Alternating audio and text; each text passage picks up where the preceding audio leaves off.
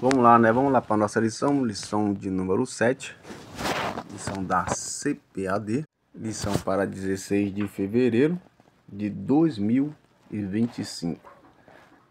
O tema da nossa lição é a natureza divina e humana de Jesus. Ok? Vamos refletir um pouquinho sobre isso, a natureza humana e a natureza divina de Jesus. O que significa isso? Significa que o Senhor Jesus, enquanto esteve aqui na terra, ok? Enquanto esteve aqui na terra, assim como ele era um Deus e ele estava num vaso, num corpo humano, ou esteve no vaso, num corpo humano, ele compartilhou, né, com a humanidade desse corpo carnal. Também o Senhor Jesus, ele não anulou, ok? Não anulou 100% da sua natureza divina, ok? Então, o Senhor Jesus, ele esteve aqui na terra e, como todos nós já fizemos discipulado, já estudamos muito da teologia, já ouvimos muita pregação sobre isso. Jesus, ele era 100% homem e 100% Deus. Ele ter vindo aqui na face da terra, ter habitado, né, no corpo de um ser humano, isso não aniquilou a sua divindade. É claro que ele não pôde agir totalmente como um Deus, né? Ele era 100% homem, 100% Deus. Então, tinha hora que, né, o Deus Todo-Poderoso fazia as coisas extraordinárias, como, por exemplo, a ressurreição de Lázaro, que isso é uma coisa extraordinária, como, por exemplo, também a própria ressurreição do próprio corpo, não é isso? Porque ele mesmo, ele disse, né, para os seus discípulos, que ele que estava se entregando, ele que estava dando a sua vida. E como ele estava dando a sua vida, ele mesmo tomaria ela de volta, dando a sua vida ali no Calvário, em sacrifício aí pela humanidade. E ele dizendo que ele tomaria essa vida de volta. Eu dou e eu a tomo de volta. Então, Jesus, 100% homem e 100% Deus. Vamos agora para a verdade prática que diz, ou melhor, textual que diz, dos quais são os pais e dos quais é Cristo, segundo a carne, o qual é sobre todos, Deus bendito eternamente. Amém. Romanos, capítulo de número 5, versículo de número 6. Esse texto eu achei maravilhoso, corresponde perfeitamente ao tema da lição. Geralmente o texto áureo é chamado, né, texto áureo é um texto de ouro. Ele pode ser tido como o texto principal, o fundamento principal da lição. E esse texto de ouro, ele é maravilhoso porque ele diz, na última expressão diz sobre Jesus, Deus bendito eternamente. Amém. Você percebe que esse versículo, o apóstolo Paulo, ele chama o próprio Jesus de Deus. Eu vou ler outra vez, preste bastante atenção para que você compreenda. Ora, diz assim o texto, dos quais são os pais e dos quais é Cristo, segundo a carne, o qual é sobre todos, Deus bendito eternamente. Amém. Romanos 9, versículo 5. esse texto aqui, o apóstolo Paulo chama diretamente, é um texto muito direto, onde ele chama Jesus, o Senhor Jesus, de Deus. Chama Jesus de Deus bendito.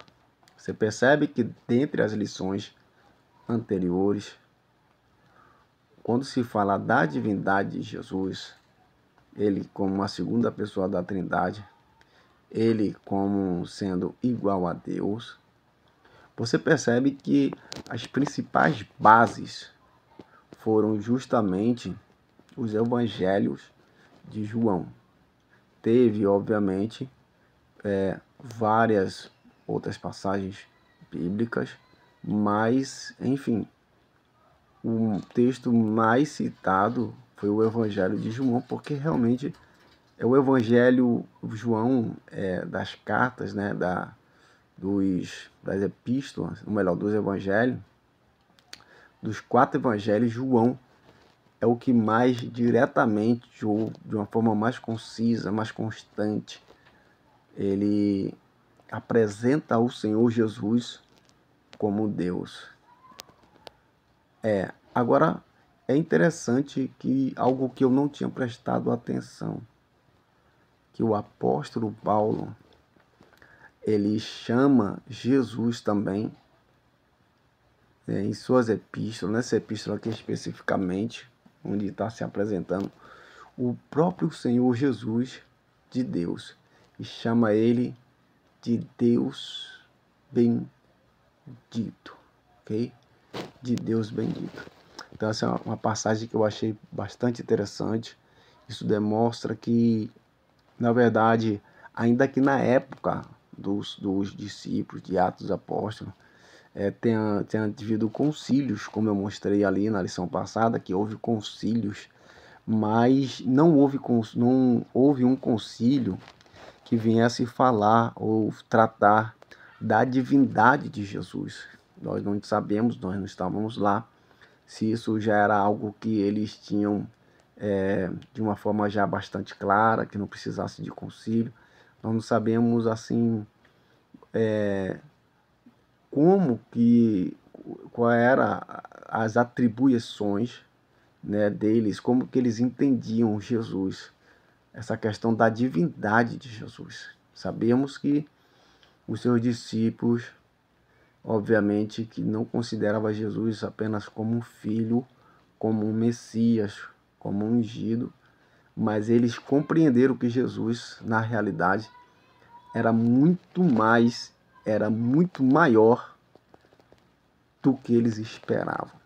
A convivência com Jesus, a ressurreição de Lázaro, a ressurreição do próprio corpo, enfim, sabe, acredito que os eventos, na verdade, os eventos finais da trajetória de Jesus, que ocorreram na vida de Jesus, como no caso da ressurreição, foi algo mais contundente, mais poderoso, o milagre mais poderoso estava para acontecer, né? Eles viveram com o Senhor Jesus, mas algo estava para acontecer, algo que era muito mais poderoso do que todos os milagres e prodígios que os seus discípulos haviam presenciado. Ou seja, eles foram testemunhas oculares. O que são testemunhas oculares? As testemunhas oculares são testemunhas que viram com os próprios olhos. São pessoas que presenciaram, são pessoas que viram. São chamadas de testemunhas oculares. Elas viram com seus próprios óculos, com seus próprios olhos. E esse último feito do Senhor Jesus foi, enquanto homem e enquanto Deus, foi algo maravilhoso e surpreendente. E acabou realmente,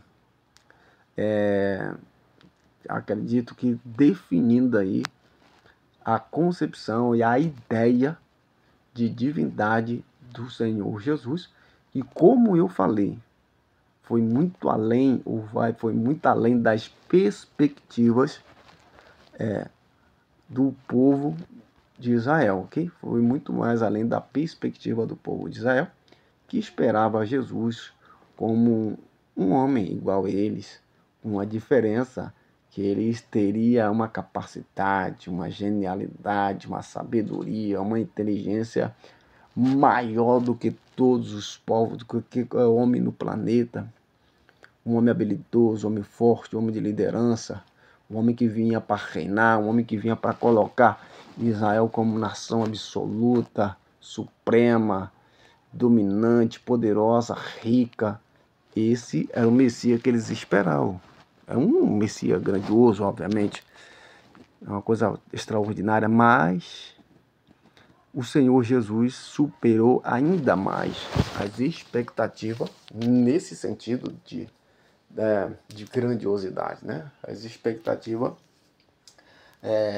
do povo israelita, porque foi muito além o plano do Senhor Jesus, né? Esse líder, esse Salvador, era um plano que ia alcançar um nível, né, universal, ok?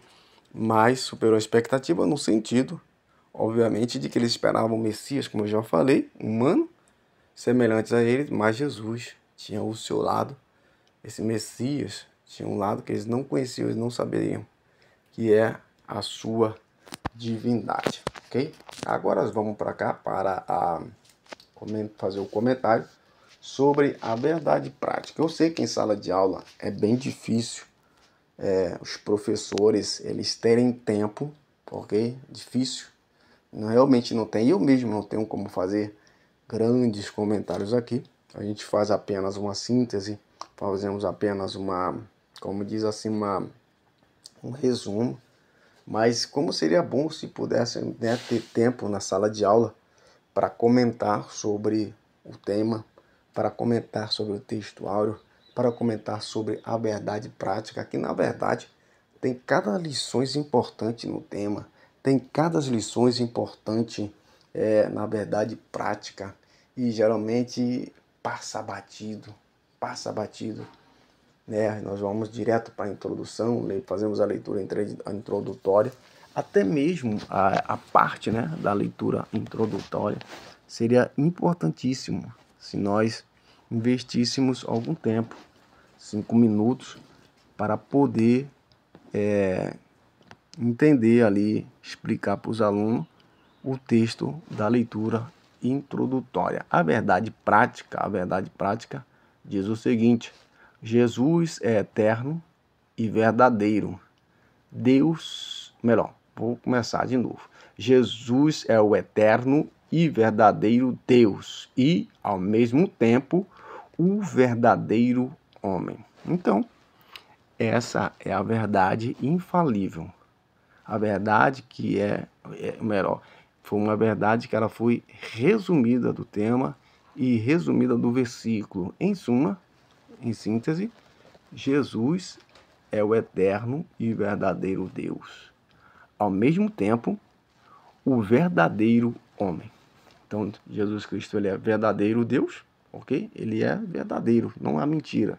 Ele é o verdadeiro. E também o verdadeiro homem, ok? O verdadeiro homem. Por quê? Por que isso? Isso faz uma alusão da comparação de Jesus como homem, a comparação do ser humano, né, com essa humanidade.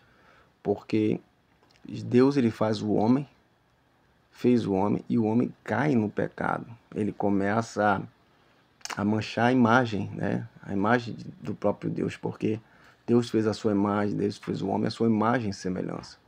E o homem ele começa a entrar no pecado e se afastando cada vez mais de Deus. O homem começa a ter mais prazer no mal, na perversidade, do que nas coisas boas, naquilo que é moral, naquilo que é santo, naquilo que é puro, sabe?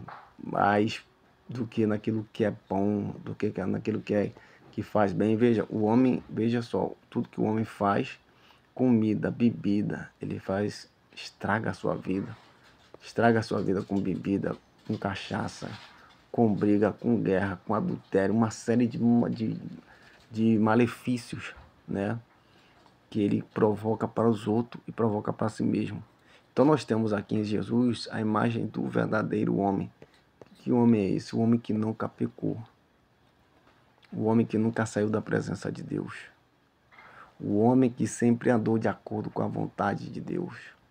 O homem que passou por todas as tentações e venceu tudo, entre aspas, com muita facilidade, porque ele estava focado, ele tinha um elo, ele tinha uma aliança com Deus. Então Jesus, ele era o verdadeiro homem.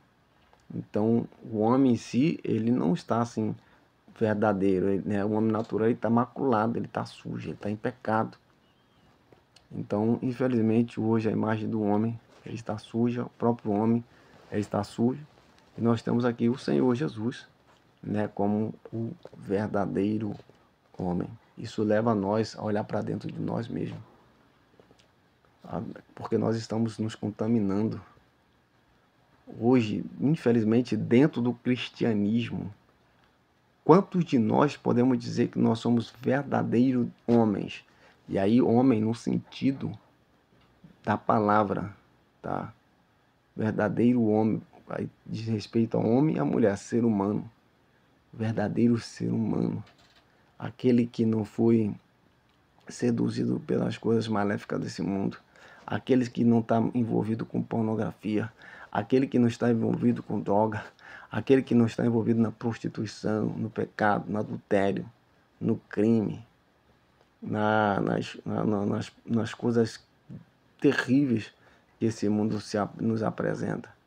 Então Deus nos chamou para ser verdadeiros homens, mas só teve um, né, que até agora que foi justamente o Senhor Jesus Cristo. Vamos lá, vou fazer um comentário aqui da revista, no caso, comentário bíblico. Vou ler uma passagem, porque realmente é pertinente a lição e é de suma importância. Filipenses, no capítulo 2, diz o seguinte: de sorte que haja em vós o mesmo sentimento que houve também em Cristo Jesus, que, sendo em forma de Deus, não teve por usurpação ser igual a Deus. Veja só o que ele vai falar no versículo 6, tá? Que, sendo em forma de Deus, não teve por usurpação ser igual a Deus, ok? Versículo 7. Mas aniquilou a si mesmo, tomando a forma de servo, fazendo-se semelhante aos homens, e achando-se na forma de homem, humilhou a si mesmo, sendo obediente até a morte e morte de cruz. Você vê que nesse versículo 6, o apóstolo Paulo, ele diz, sendo em forma de Deus.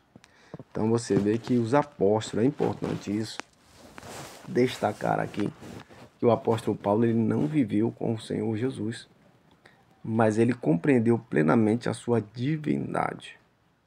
Então não foi só o apóstolo Pedro, mas vamos colocar os dois maiores apóstolos, os dois cabeças, os dois maiores líderes da época da igreja, Pedro, João, no caso aqui, Paulo, reconheceram já naquele tempo a divindade de Jesus. E se cremos que as escrituras elas foram inspiradas, então nós temos que, obviamente, crer no que está escrito, que também essas palavras foram inspiradas pelo próprio Espírito Santo, demonstrando para nós, para a humanidade, tanto daquela época como futura, que o Senhor Jesus, ele de fato era Deus. E aqui vai tratar justamente do que diz ali o texto, ou melhor, o texto era na verdade prática, onde nós lemos que Deus, ele era verdadeiramente Deus e verdadeiramente homem. Para embasar, no caso, essa verdade prática, o autor e o tema da lição também, o autor cita essa passagem de Filipenses, capítulo 2, versículo 11 em diante, do versículo 5 ao 11, onde o apóstolo Paulo, ele inspirado pelo Espírito Santo, ele traz ali o Senhor Jesus Cristo como o maior exemplo de humildade de todo o planeta, porque ele sendo Deus, aqui está falando que ele sendo na forma de Deus, não teve por usurpação ser igual a Deus. Então, nesse capítulo, aqui nesses versículos, ele vai demonstrar e vai falar das duas naturezas de Jesus, que é justamente o que consta na lição, a natureza divina e também a natureza humana, ok?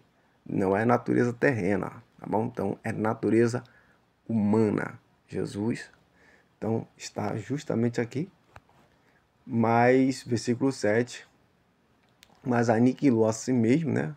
Aniquilou a si mesmo, olha, a sua divindade, a sua glória, tomando-se forma de servo e fazendo-se semelhante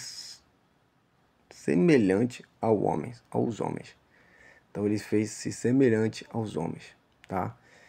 Então esse texto aqui, ele é maravilhoso, ele é basicamente, eu realmente não tinha, por isso que é muito interessante a gente estudar, nós analisarmos assim os textos, as palavras de Deus, porque a gente aprende cada vez mais. Eu, particularmente, não tinha me apercebido quanto a isso. Se você me perguntasse um versículo, olha, me fala um versículo onde você comprova aí que Jesus Cristo era 100% homem, 100% Deus, ou me mostra um versículo aí, você está dizendo que Jesus é 100% homem e 100% Deus, tá, mas me mostra aí que base bíblica você tem para isso. É interessante isso, porque quando você vai aqui nesse texto sagrado, quantas vezes eu já li a Bíblia várias vezes, quantas vezes eu já meditei nessa palavra, eu já falei, né?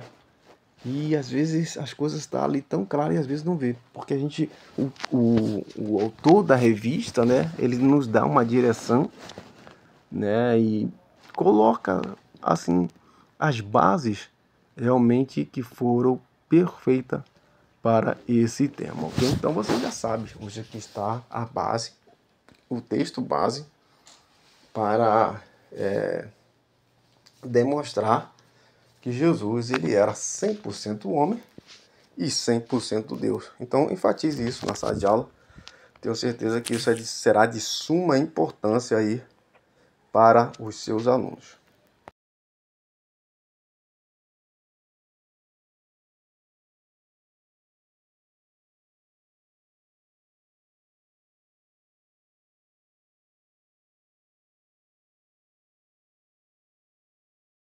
Para essa lição, é bom que você saiba apresentar, né, para a classe quais são os objetivos, ok? Quais são os objetivos dessa lição?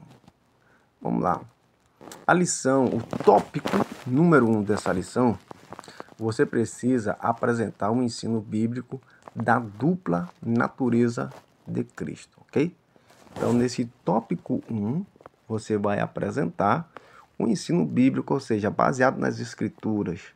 Baseado nas Escrituras, o tópico 1, você vai apresentar o ensino bíblico da dupla, ou seja, das duas naturezas de Jesus de Cristo, ok? Que são a natureza divina e a natureza humana, nesse tópico 1, ok?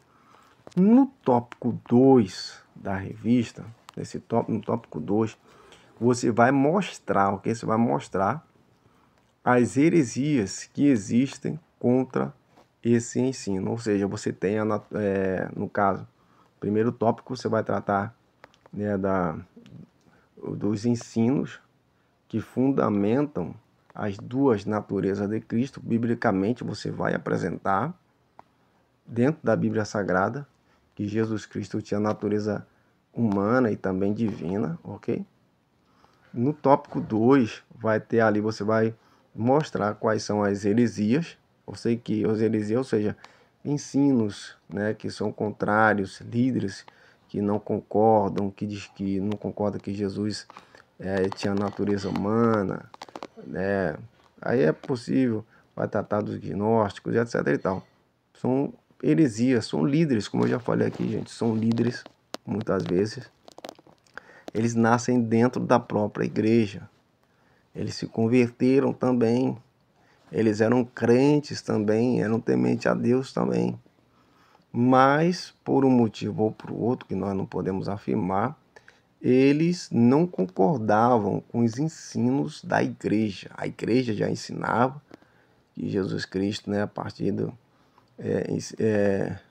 ensinavam, mesmo eles antes de ter a doutrina, né, do concílio lá de Nicéia, onde eles chegaram à conclusão, os líderes, né, da igreja católica, chegaram à conclusão que Jesus era 100% homem, 100% Deus, chegaram à conclusão da trindade de Jesus. Antes disso, obviamente que já existiam líderes que debatiam esse exemplo dentro da igreja e uns diziam que Jesus era 100% Deus, 100% homem, e outros diziam que não, que Jesus Cristo nunca foi um ser humano comum, um ser humano normal. Então, um ser humano normal, não, um ser humano como nós. Então, nunca habitou num corpo humano, melhor dizendo, como o nosso, ok? Então, nós vamos conhecer essas doutrinas, essas falsas heresias. No caso, aqui está mostrando o nestorianismo. Eu nem sei como é que se fala isso direito. Nestorianismo, tá? Nestorianismo.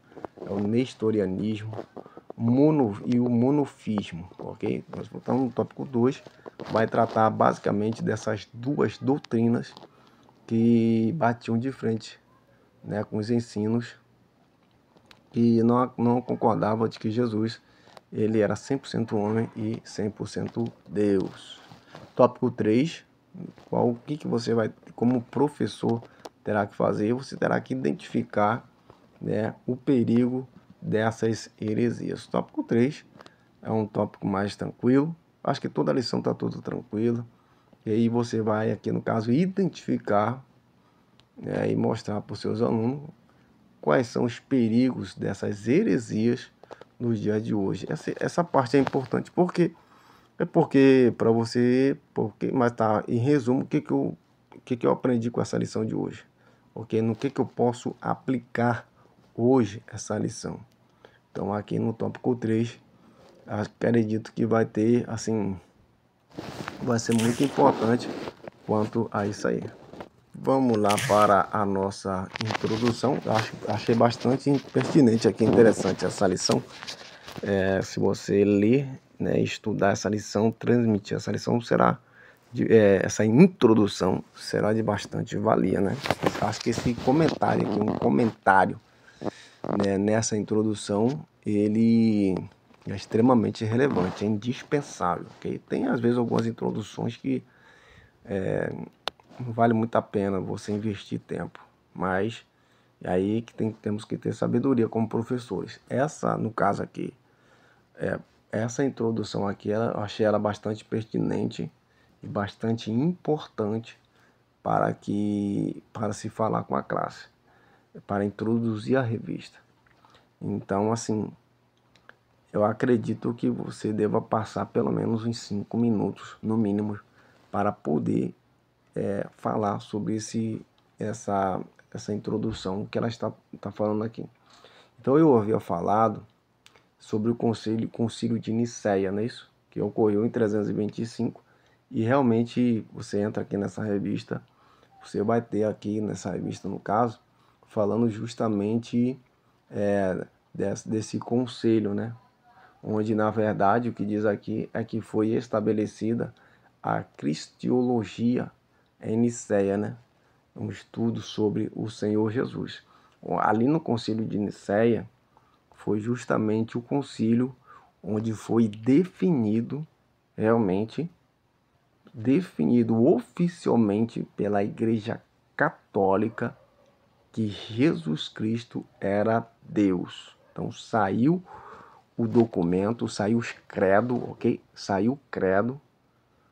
E aí você entende que aí é uma coisa muito séria, porque quando sai algo, né? Quando sai os credo, quando sai o documento oficial da igreja definindo algo em relação à religião, à fé, aos dogmas e à posição da igreja, quem se colocasse ao contrário, geralmente era excomungado e era morto. Então aqui foi no conselho, né, que saiu os credo. Credo significa creio, né? Credo significa creio, credo significa crença, ok? Guarda isso, é importante. Credo, o que é credo? Passe isso para os seus alunos, que às vezes é uma coisa que parece tão simples, mas as pessoas não se apercebem, ok? Credo é crença. Então, credo, os três credo. Creio em Deus Pai, Deus é Pai. Creio em Deus Filho, Deus é Filho, Jesus Cristo é Deus, Deus Filho, Jesus Cristo é Deus. Creio no Espírito Santo. Então os credos são isso. Creio em Deus Pai, creio em Deus Filho, creio em Deus Espírito Santo.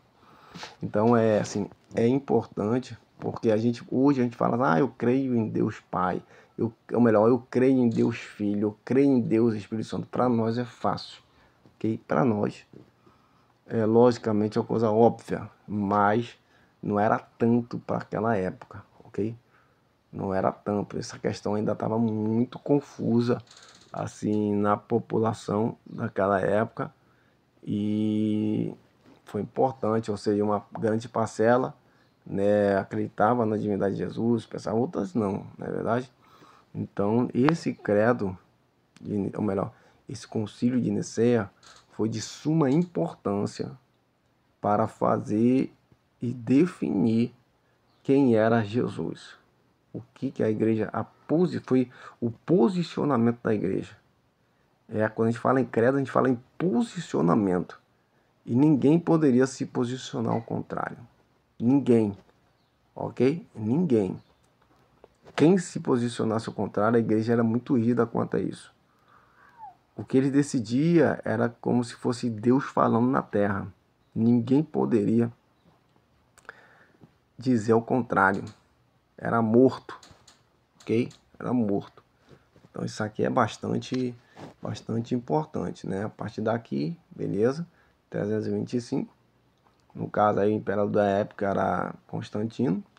E foi ele também o responsável por organizar esse concílio para justamente dar um fim a esse dilema da época entre os próprios líderes da igreja, em que um debatia com o outro, uns líderes, né, dizendo que Jesus Cristo era Deus, outros dizendo que não era Deus. Enfim, houve esse concílio para chegar a uma determinação oficial da igreja, ok? Então, assim, aqui vai falando que, no caso 335, né, sobre a Trindade, que acabou, a Trindade como um todo, ela acabou como, ou melhor, os dogmas de completo assim da Trindade, ele veio a ocorrer em 381, ok? Por causa de Constantinopla, porque ainda faltava o concílio acerca da divindade, ok? Do Espírito Santo. Até então, 325, saiu os dogmas, esses princípios acerca da divindade de Jesus, ok? Mas faltava ainda, no caso, o do Espírito Santo, que veio chegar a esse debate, a essa questão, no caso, justamente depois, ok? Constantinopla. Vamos lá. 381 surge uma nova especulação teológica em torno das naturezas de Cristo, humana e divina. Essas controvérsias deram origem ao Concílio da Calcedônia em 451, hoje um bairro de Istambul, na Turquia, a qual a presente lição é sobre o nestorianismo e o monofismo dos pensamentos considerados heréticos no Concílio de Calcedônia. O que está mostrando aqui para nós?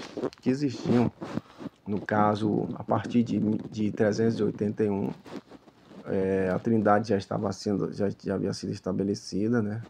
Tudo bem. Só que surgiram outros problemas. E agora? Outra questão. Bom, Jesus tinha, mas bem cá, tá? Jesus Cristo era Deus, mas ele tinha natureza só divina, então. Uns diziam que ele tinha natureza divina, e outros diziam não, ele tem natureza divina e também tinha natureza humana, ok? Ele tinha natureza humana. Então, houve esse debate. E aí, no caso, uns defendiam que era só divina, outros defendiam que era divina e também humana. Então houve esse debate aqui no caso. No ano, você vê que passou-se bastante tempo, né? Depois do concílio, isso depois de 381. E quando foi, no caso, em Constantinopla, no ano de 451, foi haver esse concílio lá em Istambul, na antiga Turquia, hoje, no caso, na Istambul, na Turquia, nos dias atuais, para definir realmente essa questão, para debater essas heresias que foram levantadas, no caso aqui, por esses dois personagens, duas pessoas, que fundaram aí o nestorianismo e o monofismo, ok? Então foi muito importante para que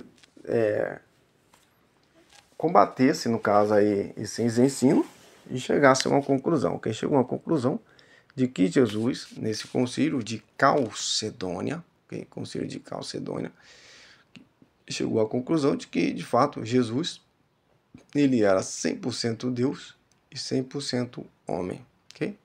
Na verdade, eu achava que essa doutrina eu já achava que era nossa, da Assembleia de Deus. Essa é a verdade. Eu achava que esse ensino, que essa concepção, ela tinha partido dentro da teologia das Assembleias de Deus, ok? E de fato aqui, não. Isso aqui já é uma questão antiga, né? Questão muito mais antiga do que nós pensamos, né? Você vê que realmente como é bom nós estudarmos. Eu acreditava que essa questão era recente, né? Essa questão remonta aí. Estamos falando aqui no ano de 450. Isso remonta ao século XV, ok? No ano de 444, se eu não estou enganado, foi o ano que Gutenberg, o alemão, ele fundou, ele constituiu a primeira imprensa.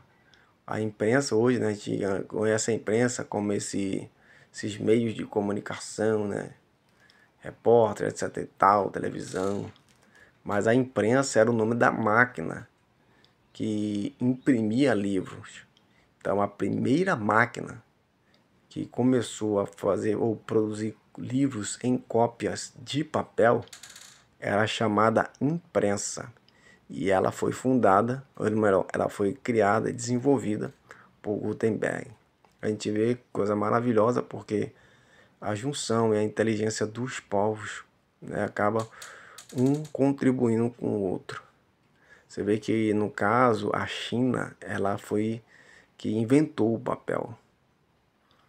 E você vai para Gutenberg na Alemanha, ele vai e inventa essa máquina imprensa, porque ele prensava, né, era por meio de uma prensa que você colava as palavras ali no papel, né, prensava, e também depois prendia, né, as páginas. E assim você vê que também por meio de um alemão, né, Martim Lutero, foi que veio a revolução dentro da igreja, né, católica, onde surge ali o protestante, né? Então ele que deu início à reforma da igreja.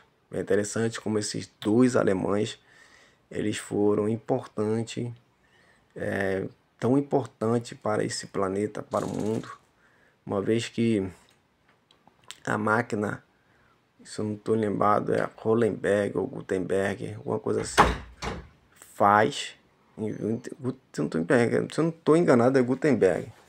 Ele inventa, né, cria a máquina, ele cria a máquina a imprensa, e depois outro alemão, ele faz, no caso, a revolução da Igreja Católica. Aí surge os protestantes, faz a reforma protestante, e é justamente a imprensa que ele vai usar para imprimir mais e mais Bíblia no mundo. A imprensa, essa máquina feita por esse alemão, Gutenberg, é isso mesmo, confirmando, é Gutenberg o nome dele. Gutenberg, essa imprensa, o primeiro livro a ela imprimir na face da terra foi a Bíblia.